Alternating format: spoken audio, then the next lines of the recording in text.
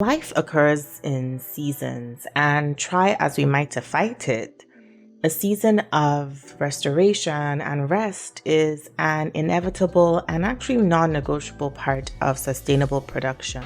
In this episode of Happy Without Medicine, I'll be sharing an approach to a season of slowing down that will hopefully help you to embrace rest instead of trying to resist it, as most of us achievers and givers tend to do. So enjoy the episode.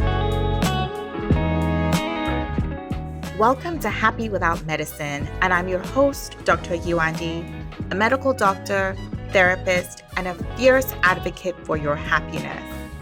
My mission here is simple: to help professional women just like you create a life you're excited to wake up to. It's time to make the happiness you feel on the inside match the success others see on the outside. Let's get started.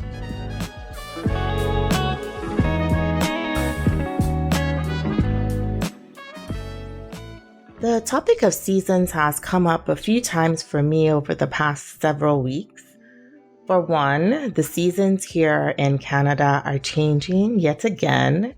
We've now unpacked and pulled out our heavy-duty winter jackets. We're seeing a ridiculous surge actually in colds and flus and other respiratory viruses.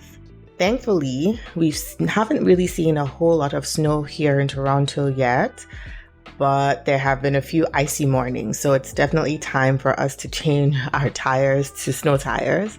And the changes I've mentioned so far, that's just the environment and weather-wise. For us as a family, we're preparing for the holidays.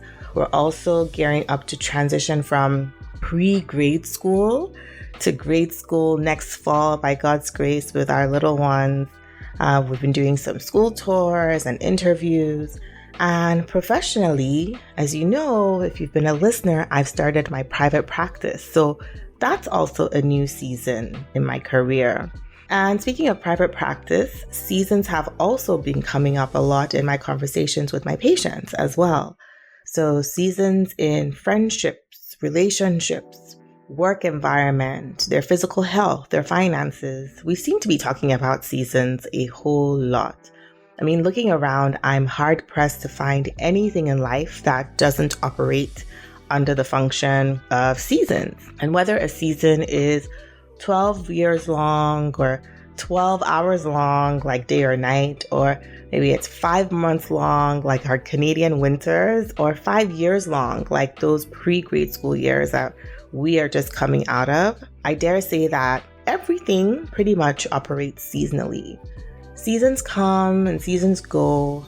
Sometimes a season ends abruptly, but majority of the time there is an overlap and a gradual transition from one season into the next. I mean, in a few months, we won't just wake up one day and all of a sudden it'll be spring. What happens is there is a gradual rise in temperature. The days gradually begin to get longer. There are more rainy days and snowy days that cause the snow to melt, and the ice patches and the snow patches begin to get smaller and smaller until the very last one disappears. And try as we might to fight it, and as much as many people love to complain about the cold and the snow, the winter season will come. It's inevitable. It'll come. There's no point in fighting. There's no point in resisting it. I mean, trying to do so is just an exercise in futility. So when the season of winter, metaphorically speaking, comes into our personal lives, just like resisting the change in weather, resisting this season of quiet rest and, I'll say, apparent fruitlessness, when we are meant to slow down, where we're meant to rest and hibernate and take care of ourselves, trying to resist the season, again, is an exercise in futility and will really only lead to frustration and even exhaustion, aka burnout. So now that we know that seasons of rest are a part of life, I want to share with you how you can practically embrace this season of rest instead of what you would naturally want to do, which is to resist it and keep pushing through it. So on to the practical part of this episode. The first thing that I want you to do is to anticipate the season of rest and prepare for it. And what this means is you need to first know that a season of slowing down is inevitable and to be sensitive to when it's approaching. I mean, the same way that I know that when the tips of the leaves of the tree in front of our home start to turn brown, that's fall. Fall is on its way. And when the leaves all finally fall to the ground, winter is just around the corner. I don't need to wait for the snow to pile up on the ground before I unpack our heavy jackets, our neck warmers, and our hats. I can feel it, I can discern it, and therefore I can prepare for it. In fact, if I were to wait until there's snow on the ground, I'm already too late. So, right now, where we are at December 3rd, 2022, there's a lot of talk about the recession. Layoffs in droves, in the thousands, the tens of thousands are already happening. We've heard about inflation, interest rates, and all of that. To me, this is the equivalent of those leaves falling. Now is the time to go back to the basics when it comes to, if we're talking about finances, comes to your budgeting, removing unnecessary expenses, saving on autopilot, trying to see how you can increase your income, really going back to the basics of financial principles instead of waiting until it's too late to do all these things when we've entered a full-blown recession. It's too late at that point. So again, I want to emphasize that you need to be able to anticipate a slowing down and, in fact, expect it and be sure to prepare for it. So the second thing that I want to talk about is when it comes to a season of slowing down, work with it and not against it. So if physically, right, you're entering, again, metaphorically speaking, a winter season and your body seems to be slowing down and maybe your mind also seems to be slowing down, your ideas and your execution aren't coming as quickly as they were coming in a more productive season, so to speak, the last thing you want to do is try to overexert yourself by forcing it. This is not the time to take on more projects or more responsibilities because you're trying to, quote unquote, stay on top of things or stay ahead of the game. If we're talking about the weather, you don't see farmers trying to sow their tomatoes and their peppers in the winter time because they're trying to get ahead. Work with your season of rest. Don't try to work against it, or what ends up happening is that you will end up paying for it later on the back end in the form of wasted time, wasted resources, wasted energy, trying to do things you thought would be productive at the wrong time. Of course, I want to say that if we're talking about physical health, if you're feeling excessively fatigued and tired, speak to your doctor. But if you can sense that this is a general sluggishness and you've addressed all your basic human needs like your balanced diet, hydration, exercise, sleep, you've seen your doctor, pay attention to this slowing down, pay attention to this sluggishness. And again, don't try to force your way through it. Work with it instead by doing things that don't demand an excessive amount of energy from you, doing things that are more restorative, doing things that are more laid back, doing things that are more healing and more nurturing to your mind, to your body, to your spirit, or to your soul.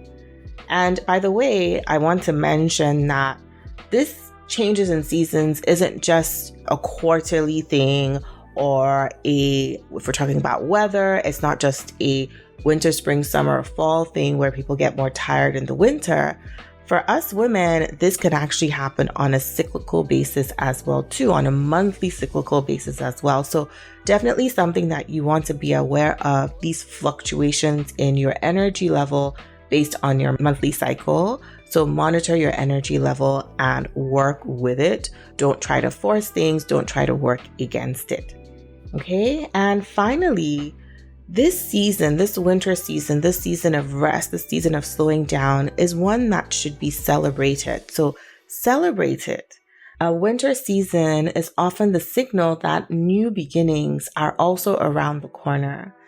It's a time for reflection on the production season that may have just ended. It's a time for gratitude. It's a time for connection with loved ones, a time for introspection. It's no coincidence that the festive season, Christmas, the holidays, falls during the winter. Well, at least if you are in the Northern Hemisphere anyways. And so that connection, that reconnection and reestablishing of meaningful relationships is so important in this time of rest. Again, this doesn't mean that you need to go all out to all the parties and the events and all the networking. It's more about quality of time spent connecting, reflecting in gratitude and in introspection. And don't be mistaken, just because there is the appearance of fruitlessness going on during this resting season, it doesn't mean that something productive is not happening beneath the surface.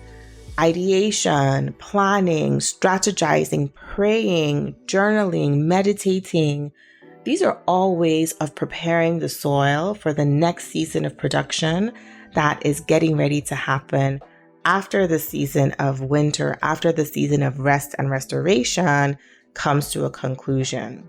So to summarize, don't resist the rest, anticipate it, work with it and not against it, and remember to celebrate it as well. Until next time, stay warm if you're listening to this in real time and if you're in the part of the world that is currently seeing colder weather. And remember, I am here always fiercely advocating for your happiness. Until next time. Thank you for joining me, Dr. Yewande, on the Happy Without Medicine podcast this week. If you enjoyed this episode, I would so appreciate it if you could give it a review on Apple Podcast because it helps Happy Without Medicine pop up when other women are searching for ways to find their happiness again. And visit happywithoutmedicine.com to view the complete show notes and other resources mentioned in today's episode. I'll catch you next time.